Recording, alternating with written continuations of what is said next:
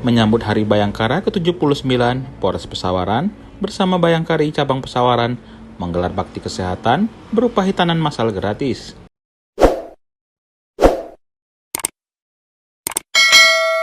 Dipimpin langsung Kapolres Pesawaran, AKBP Heri Sulistyo Nugroho, kegiatan sosial ini berlangsung di Aula Pamor Persada Polres Pesawaran, Jumat pagi.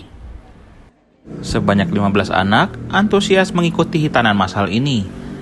Selain layanan medis, anak-anak juga mendapatkan bingkisan dan semangat dari jajaran Polres dan Bayangkari.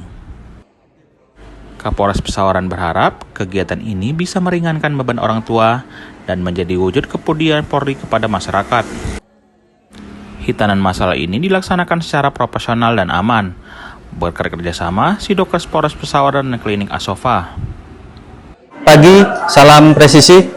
Kami hari ini tanggal 20 Juni 2025, Polres Pesawaran melaksanakan kegiatan bakti kesehatan berupa pengobatan massal dan juga hitanan massal. Ini salah satu bentuk kepedulian kami kepada masyarakat sekitar Polres Pesawaran.